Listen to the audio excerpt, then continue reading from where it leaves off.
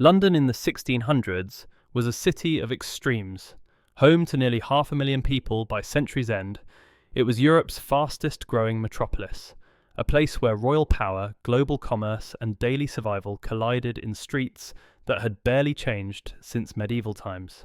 In this video, I use modern eye tools to bring historic paintings and engravings to life, allowing us to shift perspective, change camera angles, and move through the same scenes in ways their original artists never could. First, I want to talk about Old London Bridge.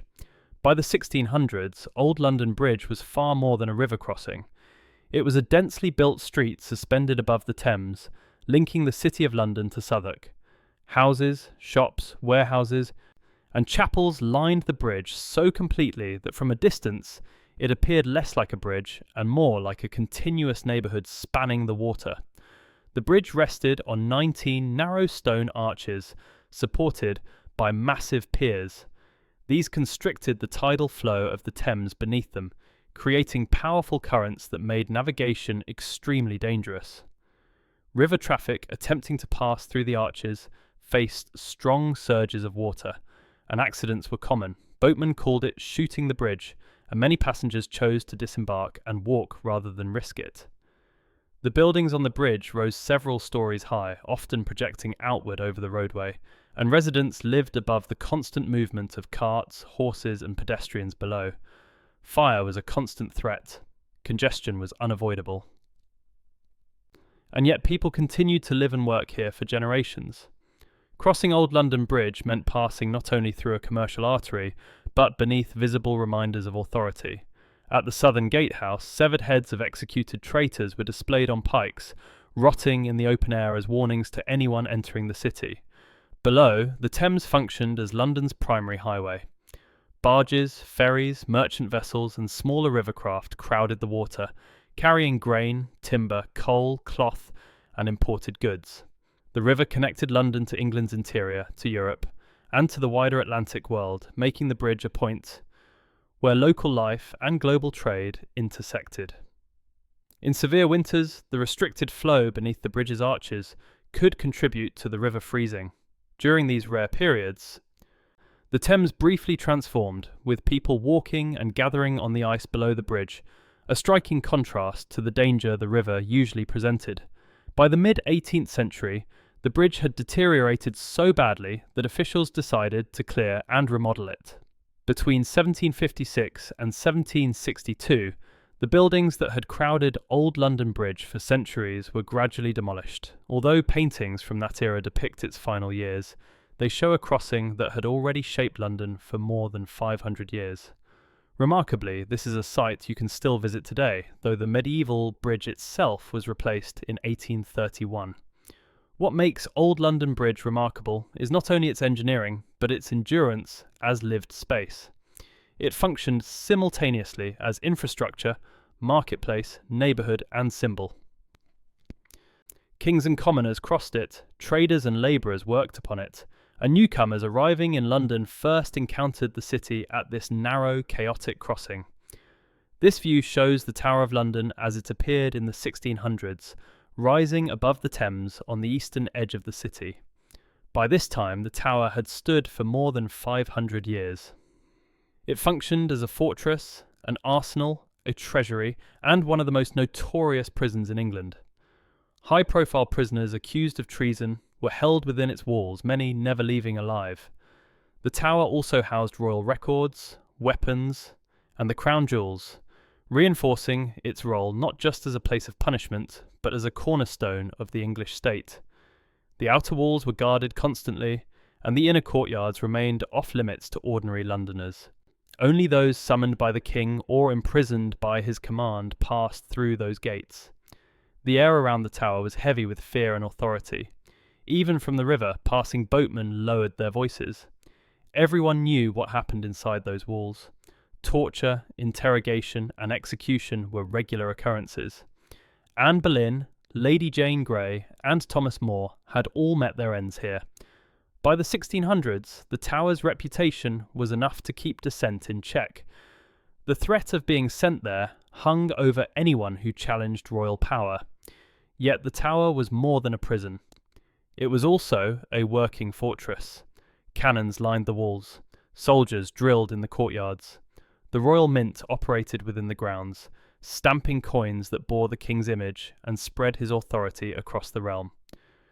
The tower represented the monarchy's ability to defend, to punish, and to control. Today, the Tower of London remains almost exactly as it appeared in the 1600s, one of the best preserved fortresses in Europe. You can visit, walk the same walls, and stand where prisoners once awaited their fate. This scene shows Cheapside in 1638, one of London's most important streets during the procession of Marie de Medici, as she entered the city to visit her daughter, Queen Henrietta Maria, and King Charles I. Cheapside was not just a commercial thoroughfare, but a stage for royal display, lined with conduits, crosses, and temporary structures erected for public events. At the centre stands the Cheapside Cross, a familiar landmark and gathering point. The street is packed with soldiers, officials, and crowds pressing forward to catch a glimpse of the procession. Banners hang from upper windows. The noise must have been overwhelming, shouts and cheers competing with the clatter of horses and the ringing of church bells. While the pageantry appeared grand, moments like this reflected growing political and religious tension. Henrietta Maria's Catholic faith and foreign origins unsettled a city already drifting towards civil war. Many Londoners viewed the royal family with suspicion, and these elaborate displays of wealth and power only deepened the divide. Cheapside itself was one of the wealthiest streets in London, home to goldsmiths, mercers, and merchants selling luxury goods. But it was also a place where royal authority met public opinion, where loyalty and resentment existed side by side. Within a few years, England would descend into civil war, and streets like Cheapside would become battlegrounds of ideology as much as commerce. Today, this same stretch survives as modern Cheapside, in the City of London, near St Mary le Bow, a place where the street remains even as the medieval landmarks have vanished. In September 1666, London was struck by one of the most devastating fires in its history. What began as a small blaze in a bakery in Pudding Lane quickly spread through a city built largely of timber. Its narrow streets and crowded buildings turned the fire into an unstoppable force. This view shows Ludgate in flames, with old St Paul's Cathedral visible in the distance, its square tower already threatened. Soon, even this massive landmark would be consumed. The heat was so intense that lead from the cathedral's roof melted and ran through the streets like rivers. Stones exploded from the temperature.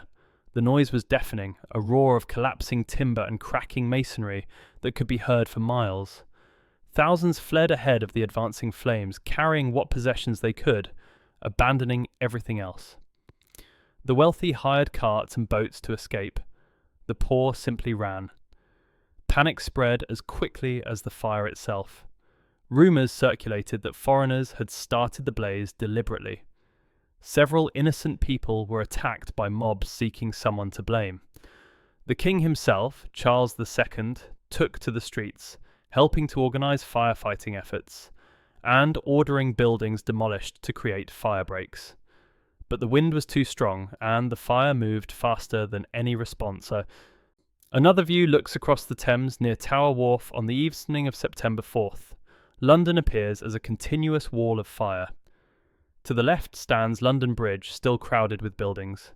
To the right, the Tower of London narrowly escapes destruction. Old St Paul's burns at the centre of the skyline, a sight that must have seemed apocalyptic to those watching from the safety of the river. In just 5 days, much of medieval London was reduced to ash. 13,000 houses were destroyed, 87 churches were lost. The official death toll was recorded as only 8 people, but the true number was certainly far higher, especially among the poor whose deaths went unrecorded. Yet the fire marked a turning point. It cleared centuries of dense, decaying construction and forced the city to rebuild, reshape, and begin again. New building regulations required brick and stone instead of timber. Streets were widened. The city that rose from the ashes was safer, cleaner, and more orderly than the one that burned. This image shows the political and religious complex of Westminster in 1647, viewed from across the Thames at a moment when England itself was deeply divided. On the left stands the old Palace of Westminster, the seat of Parliament and the centre of political power. By the mid-1600s, it had become the focal point of growing conflict between the monarchy and Parliament, especially during the years of the English Civil War.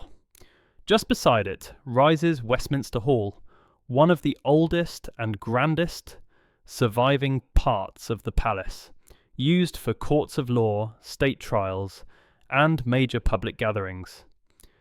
Its vast roof symbolised royal authority long before it became a stage for challenging it.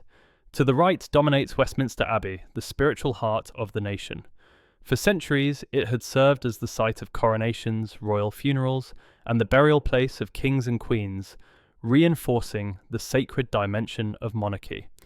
In 1647, the abbey stood uneasily between tradition and upheaval, as religious divisions reshaped England's institutions.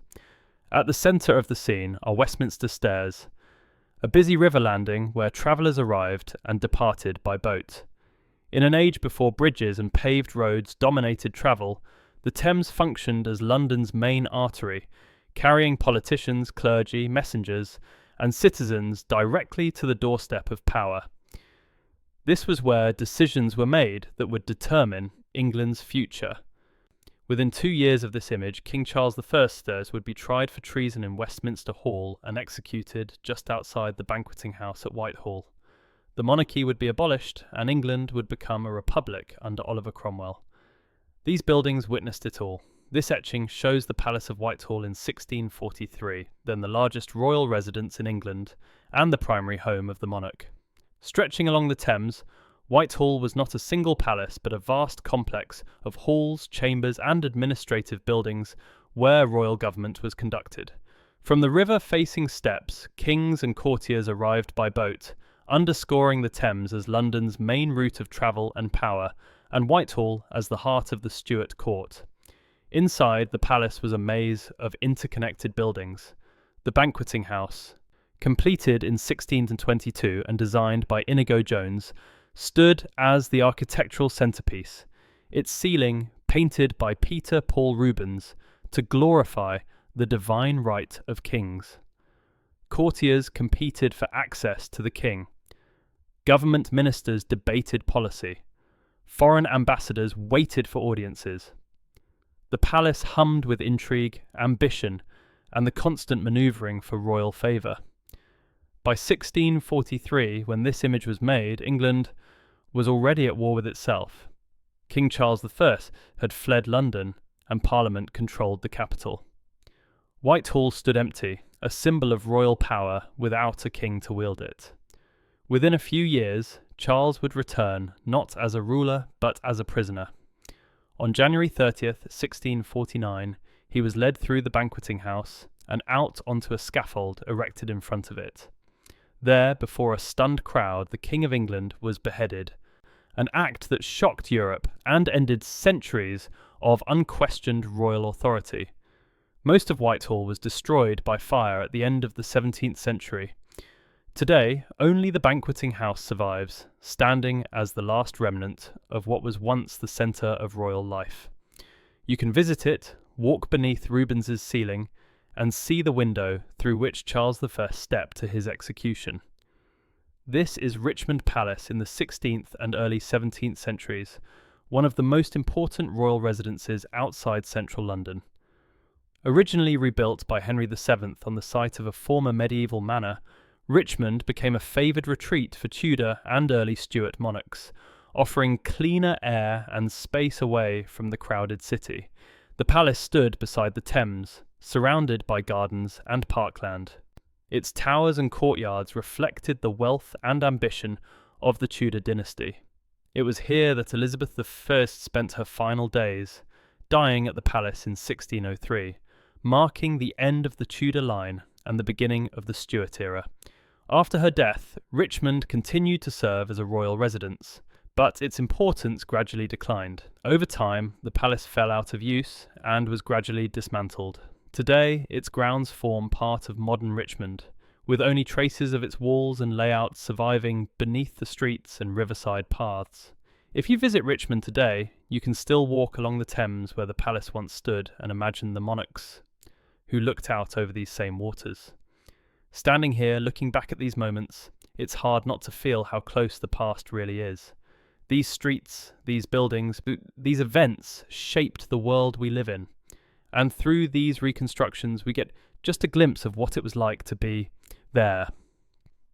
If there's another city, another moment in time, or a historic scene you'd like to see brought back to life, let me know in the comments. I'd love to keep building this journey into the past with you. Again, thank you so much.